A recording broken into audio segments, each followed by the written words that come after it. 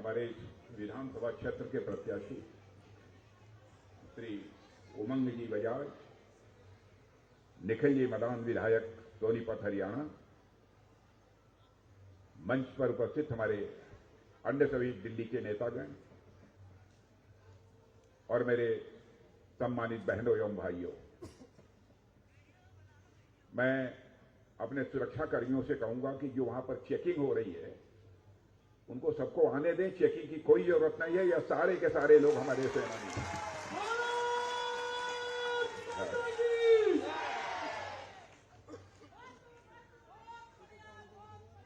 मेरे बहनों भाइयों, आज मैं यह कहने के लिए आप सब लोगों से आया हूं, 2015 के नए वर्ष का प्रारंभ हुआ है और आप जानते हैं कि 2015 इस नए वर्ष का पहला चुनाव इस हिंदुस्तान में भी कहीं पर हो रहा है तो हमारी और आपकी दिल्ली में हो रहा है। दिल्ली को मैं मानता हूं कि दिल्ली हमारे हिंदुस्तान का एक दिल है। दिल्ली के साथ सबसे बड़ी विडंबना यह रही है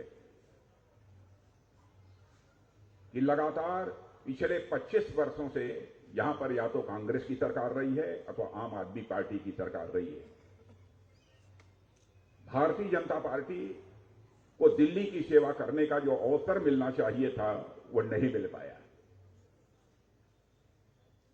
अब हम 21वीं सदी में प्रवेश कर चुके हैं, लेकिन 21वीं सदी में मैं कह सकता हूं कि कांग्रेस और आम आदमी की पार्टी की सरकार होने के कारण दिल्ली वालों ने जैसा विकास का चेहरा देखना चाहिए, विकास का मुंह देखना चाहिए, वो आज तक दिल्ली वाले नहीं देख पाए।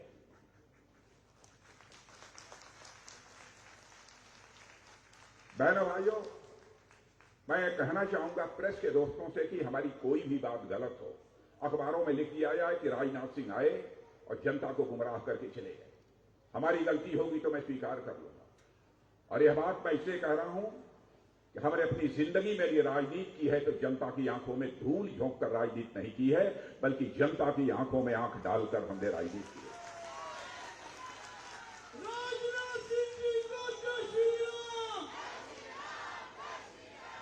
मैं आपसे एक सवाल मैं पूछना चाहता हूं, कौन इस सच्चाई को नकार सकता है कि 2014 में जब से भारत के प्रधानमंत्री आदरणीय नरेंद्र मोदी जी बने हैं तब से भारत का विकास तेजी के साथ हुआ है। मैं एक ही उदाहरण देना चाहूंगा। 2014 में धन दौलत के मामले में, आर्थिक मामलों में जो हमारा भारत दुनिया के देशों में 11वें स्थान पर खड़ा था, बहनों भाइयों, हमारे प्रधानमंत्री मोदी जी ने करिश्मा कर दिया कि 7 वर्षों के अंदर ही हमारा भारत जो धन दौलत के मामले में दुनिया के देशों में 11वें स्थान पर खड़ा था, वो जंप लेकर आज 5वें स्थान पर पहुंच गया।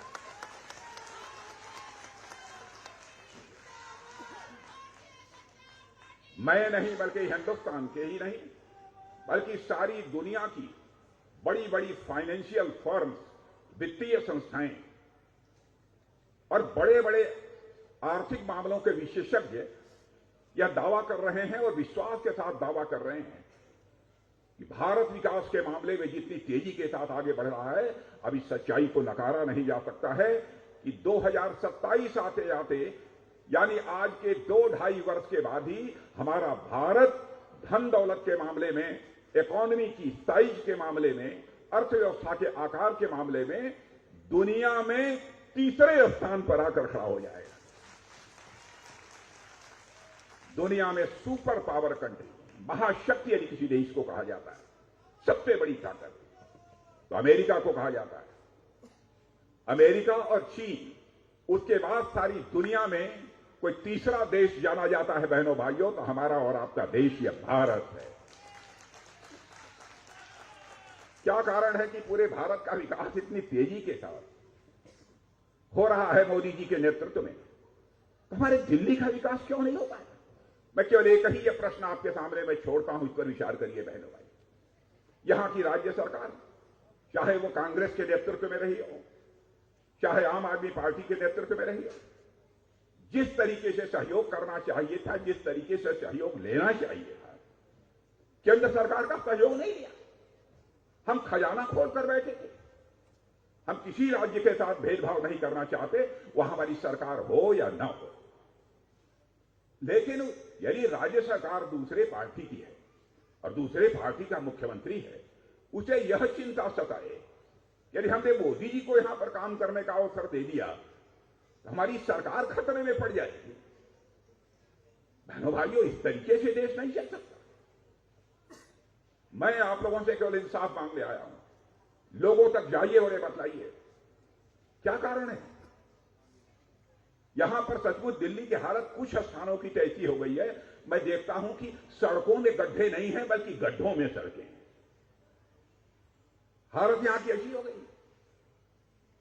यदि पानी बरस जाए, ठीक तरीके से वर्षा हो जाए, तो मुझे लगता है कि कई सड़कें दिल्ली की ऐसी हैं जो बिल्कुल ताल तलैया बन जाती हैं। हालत ऐसी हो गई। और दूसरी बात, नेता ऐसा होना चाहिए बहनों भाइयों, जो कहे वो करे। और यह काम यदि कोई कर सकता है तो कलेजे वाला नेता ही कर सकता है, बुजदिल नेता नहीं कर सकता है।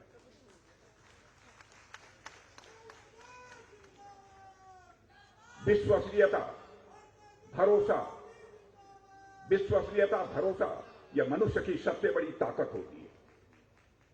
मैं एक बात कहना चाहता हूं इस संबंध में। हम लोग 2014 से यहां सरकार चला रहे हैं। आदरणीय अटल बिहारी वाजपेयी जी के समय भी मैं कहना चाहूंगा, उस समय भी हमारे चुनावी घोषणा पत्र को उठाकर कोई देख ले, और जब से मोदी जी आए हैं तब से हमारे चुनावी घोषणा पत्रों को उठाकर कोई देख ले। कोई बता दे कि आप लोगों ने अपने घोषणा पत्र में यह वादा किया था, इस वादे को पूरा नहीं किया, तो मैं बहनों भाइयों सार्वजनिक रूप से शीश झुकाकर क्षमा मांगने को तैयार हूं। जो हम लोगों ने कहा वह किया।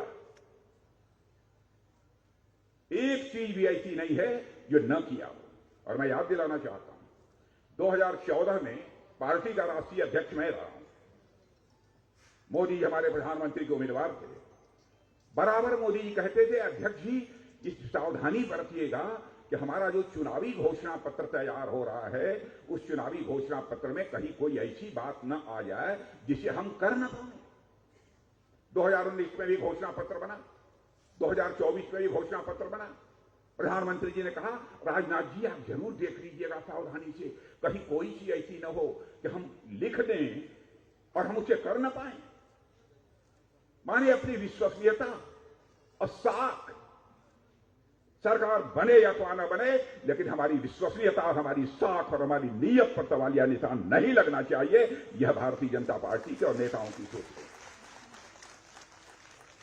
मैं आप और कांग्रेस के लोगों का आह्वान करता हूं, आइए खुलकर बताइए जनता के सामने, जो आपने कहा था कितना किया है और हमने जो कहा था वो कितना किया। दूध का दूध और पानी का पानी हो जाएगा मेरे वैसे। क्या बात करेंगे? मैं याद दिलाना चाहता हूं, भ्रष्टाचार के मुद्दे को लेकर जब यहां आंदोलन चल रहा था, अन्ना हजारे साहब के नेतृत्व में, उस समय इन लोगों ने कहा था जब जन लोकपाल विधेयक संसद में पास हो जाएगा, कानून बन जाएगा भ्रष्टाचार के खिलाफ, तो हम लोग उसके बाद आंदोलन समाप्त कर देंगे। और आंदोलन समाप्त करने के बाद कोई पार्टी नहीं बनाएंगे। अन्ना हजारे साहब ने भी कहा था, अब केजरीवाल जी ने कहा था। क्या हो गया केजरीवाल जी? सारी जनता ने भ्रष्टाचार के सवाल पर खड़े होकर कांग्रेस के खिलाफ खड़ी हो गई थी आंदोलन के साथ, और आंदोलन समाप्त होते ही आपने पार्टी बना ली। अन्ना हजारे साहब बराबर मना करते रहे, केजरीवाल जी ऐसा अपराध मत करो, जनता को धोखा मत दो, फिर भी नहीं माने। उन्होंने सरकार बना ली। और मैं आपसे कहना चाहता हूं, क्या केजरीवाल जी ने जो जो भी वादे किए थे अपने वादों को पूरा किया है कि नहीं पूरा किया है? मैं आपसे हाथ उठाकर बताइए, पूरा किया है नहीं किया? और एक सवाल और पूछना चाहता हूं, बहनों भाइयों, परिवार में यदि शर्म, लाज, हया यदि न हो तो परिवार चलेगा? पीछे वालों से पूछना चाहता हूं, परिवार में शर्म, लोक, लाज, हया न हो तो परिवार चलेगा? तो बहनों भाइयों, वैसे ही लोकतंत्र भी लोक लाज के बिना नहीं चल सकता।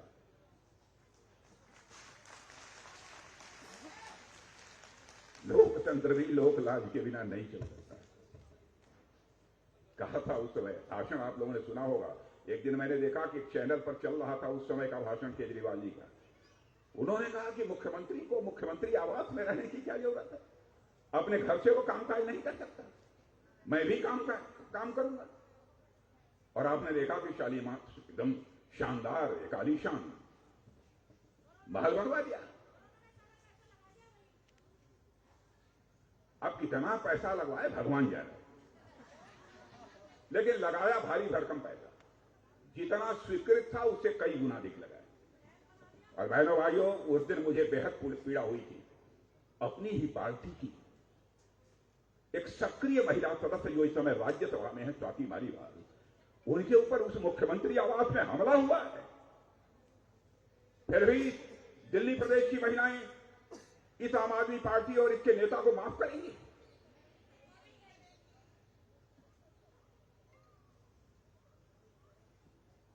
भारत देश ऐसा है, जहां कहा है हमारे ऋषियों ने, यत्र नार्यास्तु पूज्यन्ते तत्र देवा रमन्ते। जहां नारियों की पूजा होती है वहीं देवता रमण करते हैं। और मैं माताओं बहनों से कहना चाहता हूं, आप लोग भी जाइए, दिल्ली की माताओं बहनों को बतलाइए कि इनके साथ क्या हुआ। दिल्ली में हमारी पुरानी योजनाएं थी, उनके तहत जो 30,000 घर खाली पड़े और आपने आज तक उसे आवंटित नहीं किया। हमारी सरकार ने जो अनधिकृत कॉलोनियां थी, उन कॉलोनियों को भी नियमित करने का काम किया, लेकिन वहां पर भी सड़क, बिजली, पानी आदि की जो व्यवस्था होनी चाहिए, इस सरकार ने वह सब सारी व्यवस्थाएं नहीं की। और आपकी बात छोड़िए, ये कांग्रेस पार्टी वो भी चुनाव लड़ी है, जो मैं जानता हूं उनका कोई यहां की राजनीति में कोई अस्तित्व नहीं है। उसके राष्ट्रीय अध्यक्ष ने कह दिया, क्या संगम में डुबकी लगाने से देश सही तरीके से चलेगा? क्या संगम में डुबकी लगाने से हिंदुस्तान की गरीबी दूर हो जाएगी?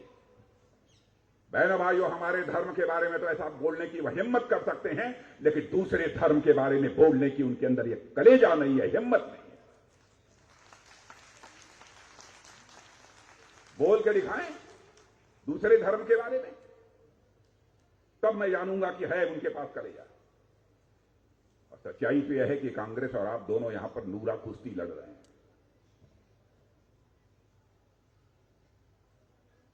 इसलिए मैं कहना चाहता हूं बहनों भाइयों, यदि आप यहां का विकास करना चाहते हैं तो दिल्ली में भारतीय जनता पार्टी के स्पष्ट बहुमत के साथ सरकार बननी चाहिए। मैं दिल्ली की गरीबी के बारे में भी चर्चा यहां करना चाहूंगा। दिल्ली में गरीब भी हैं, सारे अमीर नहीं हैं, मध्यम वर्गीय लोग हैं। गरीबों की संख्या भी बहुत भारी भरकम है। मैं गरीब भाइयों से मैं कहना चाहता हूं, जो भारतीय जनता पार्टी की सरकार, जो एनडीए के हमारे मुख्यमंत्री आदरणीय मोदी 7-8 वर्षों के अंदर इस हिंदुस्तान में 25 करोड़ लोगों को गरीबी की रेखा से बाहर कर सकते हैं, तो दिल्ली के गरीबों को गरीबी के संकट से क्यों नहीं उबार सकते? यह बात हमारी समझ में नहीं आती। 25 करोड़ लोगों को गरीबी रेखा से बाहर करने में उन्होंने कामयाबी हासिल की है। लेकिन दिल्ली की सरकार ने सहयोग किया होता तो मैं दावे के साथ कहता हूं कि दिल्ली में भी बड़ी संख्या में लोग गरीबी रेखा के बाहर आ गए होते। बहनों भाइयों, हिंदुस्तान की ताकत पता नहीं आपको मालूम है कि नहीं है, अंतर्राष्ट्रीय जगत में विश्व के मंच पर बढ़ी है। पहले अंतर्राष्ट्रीय मंचों पर, दुनिया के बड़े बड़े मंचों पर भारत यदि कुछ बोलता था तो भारत की बातों को जिस गंभीरता पूर्वक लिया जाना चाहिए नहीं लिया जाता था। लेकिन आज भारत अंतर्राष्ट्रीय मंचों पर कुछ बोलता है, सारी दुनिया कान खोलकर सुनती है भारत बोल क्या रहा है।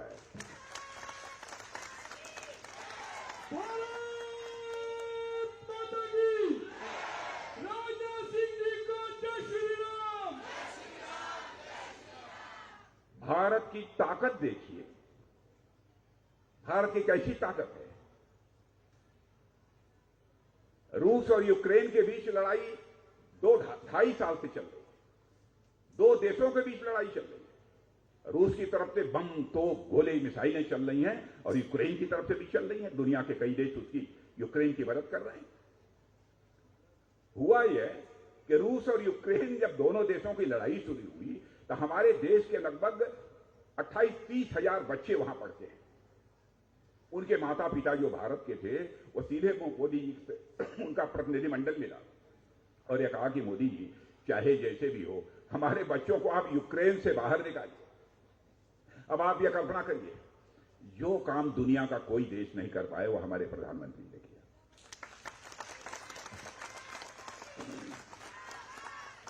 कैसे किया?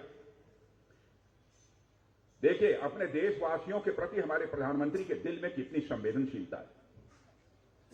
उन्होंने तुरंत टेलीफोन से रूस के राष्ट्रपति मिस्टर पुतिन से बात की और साथ ही साथ यूक्रेन के राष्ट्रपति मिस्टर जेलेंस्की से बात की। और बहनों भाइयों, आपको सुनकर आश्चर्य भी होगा, खुशी भी होगी, गौरव की भी अनुभूति होगी। हमारे प्रधानमंत्री की बात करने के बाद 4.5 घंटे के लिए युद्ध रुक गया और हमारे 22,500 बच्चे यूक्रेन से चलकर भारत आए।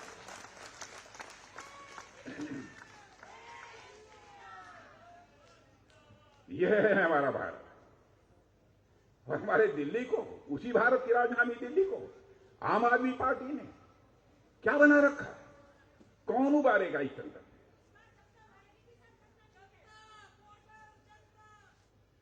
बहनों भाइयों, दिल्ली को बचा लो, मैं यही अपील करने के लिए आया। और एक बात तो मुझे आश्चर्य हुआ, अभी कांग्रेस की एक मीटिंग थी।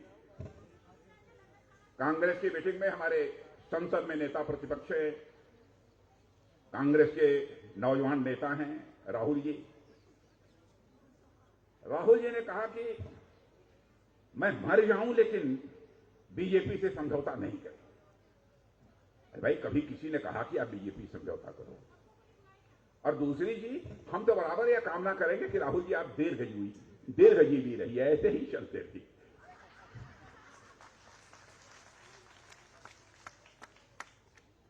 हम तो आपको स्वस्थ देखना चाहते हैं, आप दीर्घायु हो, हमारी यह कामना है। ऐसा आप क्यों कहते हैं? आपके दीर्घजीवी होने की कामना हमारी बराबर रहेगी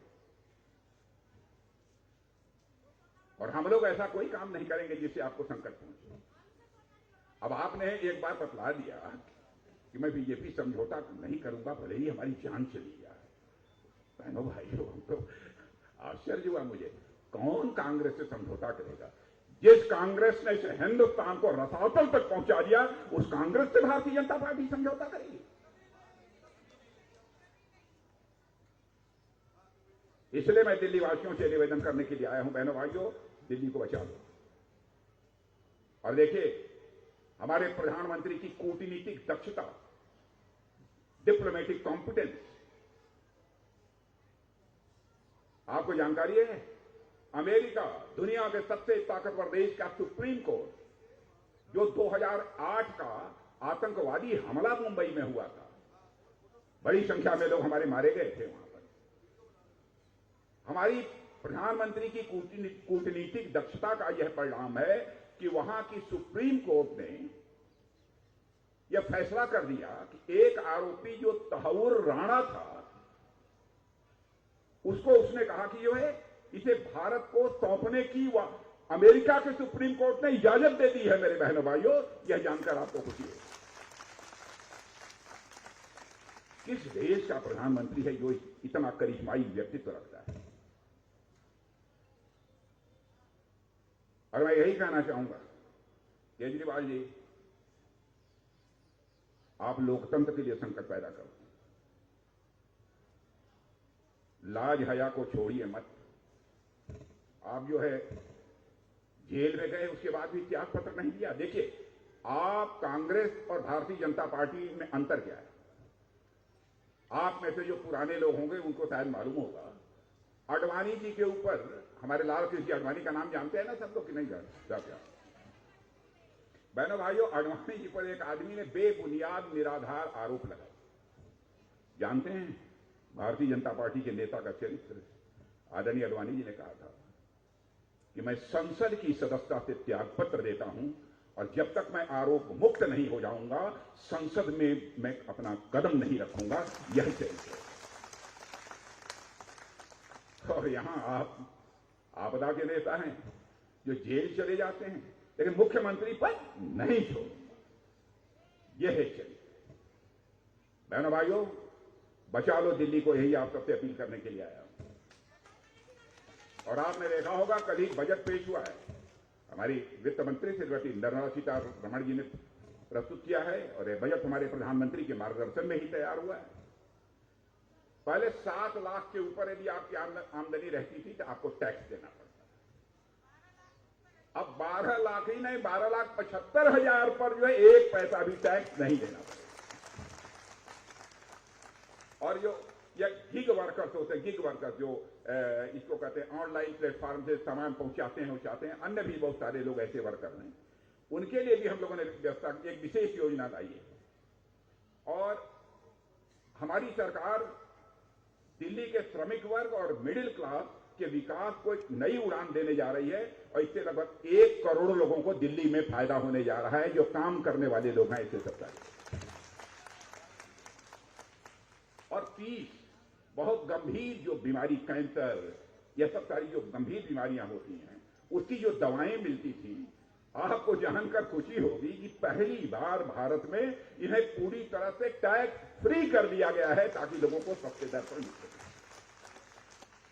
आज जो वरिष्ठ नागरिक है 70 साल के ऊपर, अब पहले 50,000 रुपया टीडीएस जो था उनका, वो बढ़ाकर लगभग 1 लाख करोड़ कर दिया गया है। और कर्मचारियों के लिए 8वां वेतन आयोग बनाया गया है। बहनों भाइयों, 8वां वेतन आयोग बना है तो आप जानते हैं जब जब आयोग बना है तब तक जो घर का आवास होता है, आवास भत्ता, उसमें वृद्धि होती है। इस बार भी वृद्धि होगी, ऐसा मेरा पक्का विश्वास है। और मैं समझता हूं इससे आपको नया घर खरीदने में भी काफी सुविधा होगी। अब झुग्गियों में हजारों के बिजली बिल आ रहे हैं इस समय, मुझे अभी जानकारी मिली है। बहनों भाइयों, जो भी वादा पहले केजरीवाल ने किया है, जो भी किया है, केवल बिजली का नहीं, जो भी किया है, और यदि 1, 2, 3 उसमें से कोई लागू है तो आप ये विश्वास रखिए भाजपा की सरकार बनने के बाद हम किसी को समाप्त नहीं करेंगे। जो रियायतें आपको मिल रही हैं वो सब सारी रियायतें। अब पानी के बारे में तो जानते ही हैं क्या किया इन्होंने, करिश्मा किया है। पहले कहा था कि हम 3 साल के अंदर यमुना की सफाई कर देंगे, यमुना की सफाई कर देंगे। अब खुद ही 1 बोतल देकर उनको दे दीजिए पानी पीने के लिए। मैंने देखा कि छत के फर पर हमारी माताएं बहनें झाग से भरे हुए पानी के बीच खड़ी होकर सूर्य को आरग दे रही। ऐसी हालत यहां की बनी है। और भाजपा करेगी क्या, आप लोगों ने बतला दिया है कि आने के बाद हम लोग क्या क्या करेंगे, इन लोगों को बतला दिया है सबको कि नहीं? हाँ, तो मैं उस विस्तार में नहीं जाना चाहता क्योंकि बात बहुत लंबी हो जाएगी। हम लोगों ने भी तय किया सरकार बनने के बाद हम आपके लिए क्या क्या करेंगे। और यमुना का पानी तो साफ करेंगे ही, बहुत सारी चीजें हैं। यहां पर गरीब परिवार की महिलाओं को 2,500 रुपया मिलेगा। माताओं बहनों 2,500। गर्भवती महिला 21,000 रुपया और 6 पोषण किट दिए जाएंगे। 500 रुपये में रसोई गैस सिलेंडर और होली दीपावली पर गैस सिलेंडर, नहीं बोलो जोर से, होली दीपावली पर मुफ्त फ्री। एक बार तेजी से बोलो, होली दीपावली पर gas cylinder free. Very good. Ayushman Bharat 5, इन्होंने कहा था कि हम देंगे 5 करोड़ ये, 5 करोड़ और 10 करोड़ का मुफ्त इलाज चलेगा। गरीबों के लिए अटल कैंटीन 5 रुपए में पौष्टिक खाना मिलेगा, लेकिन आप सब मत जाना खाने के लिए, गरीबों के लिए। और केजी से लेकर पीजी तक की शिक्षा मुफ्त। बहनों भाइयों, कई ऐसी चीजें हैं। इसलिए मैं आप सभी लोगों से अनुरोध करना चाहता हूं कि हमारी उमंग बजाज, देखिए हमारा उमंग बजाज जरा शरीर से भी ठीक ठाक है। नहीं, आप लोगों की समस्या को लेकर यदि कहीं दो दो हाथ करने की भी जरूरत होगी तो हमारा उमंग मिजाज करेगा, इतनी बात पक्की है। तो जिता देंगे, इतनी बात पक्की पक्की। एक बार सब लोग हाथ उठाकर तालियां बजा दीजिए तो मैं मान लूं पक्की। यह बात है। बहुत बहुत धन्यवाद। बोलिए भारत माता की, भारत माता की।